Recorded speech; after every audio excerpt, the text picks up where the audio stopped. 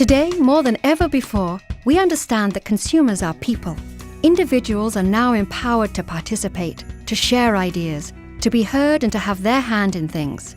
Kind of begins with paying attention and getting our arms around this whole space. And 2 years ago, literally 2 years ago, is when we started to pull these pieces together. We were starting to hear from people with places like Gizmodo and Engadget, and of course there's bigger sites like The Consumerist out there that have a lot to do with our business. CNET has morphed into very much a community site, and there are just thousands and thousands of them. If they don't like what they see, consumers can become telling activists in a tweet beat. To be effective in these changing times, we must transform the corporate enterprise to become fast-learning, agile, and willing to relinquish control and bring the voice of the human being into marketing decision-making. In today's communications world, marketing rules have changed forever, and today are forever changing. Are your insights just getting the organization to the what? Or are they guiding you to the now what? We as insights professionals spend a lot of time and money in understanding consumers and shoppers. While it is important to understand consumers and shoppers, we should also keep in mind that if we focus on just consumers and shoppers, we would come up with incremental ideas, because these ideas are based on insights on consumers and shoppers as shoppers. But if we focus on understanding basic human conditions, we would come up with breakthrough ideas. In this new world, it all starts with listening. You know, there's a reason we have 2 ears and 1 mouth. It's all about listening. Using those ears can create brilliance in any business. Over the last 10 years, we've done many great things, and many of the great things we've done here are a function of people doing the simple act of listening. What's fascinating about the world we're living in today is the new opportunities we have to listen. New forms of media and new forms of social interaction create incredible new possibilities for us to listen in much deeper and meaningful ways about our brands. Accurate measurement of the past alone is not enough, because our past is becoming less predictive of our future. We must take advantage of Web 2.0 as an insights engine, listen to what people say, what they search, how they navigate, to better understand them as active human beings, and to better understand how to answer their needs.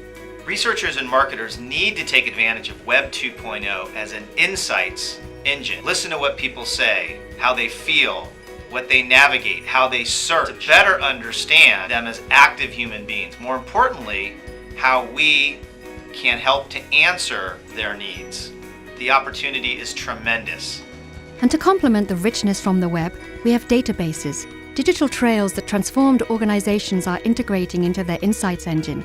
What's also required in today's companies are brave, forceful, and charismatic leaders who help drive human insights to action. We cannot have our conversation in our companies be about data quality. It has to be about insights, growth, and innovation. This world that we're in right now with social networking and the quantitative metrics that we have gives us a unique opportunity to build insights as an entire research function and not just as a point of analyzing qualitative data. So how do I think we should be getting to insights is to cut a slice, create a synthesis, tell a story, and take a stand. This new environment is really demanding new skills from us as a research organization. So we're going to have to be influential.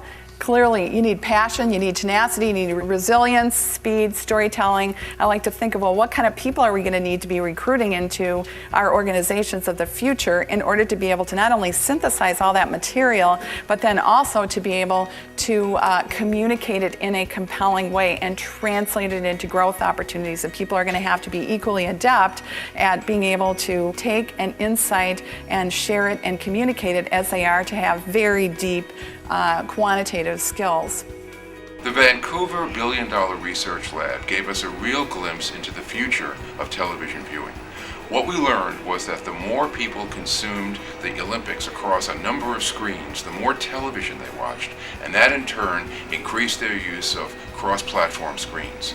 And what this says to me is that there is no question we've got to change the way in which we measure television viewing going forward. Research has a rich legacy of risk-taking pioneers changing the way businesses operate. Where would we be without market shares, scanner data, media measurement, and other tools that affect how hundreds of billions of dollars are spent each year. But now the world has changed. We have hundreds of proof points of research's impact through the Ogilvy Awards. Every Ogilvy Award is an example of research driving business breakthrough. And what's really interesting is that many of the research breakthroughs came from methods that barely existed only 5 years ago. Who else but research can ensure that the voice of the human being is integrated into marketing decision-making? Research must accept that responsibility with a willingness to lead the cross-functional teams required for success today. This is our moment to turn insights into action. As always, it's discovering the truths about human beings. Then it's about leading the way to marketing success stories. This is your moment. Are you ready?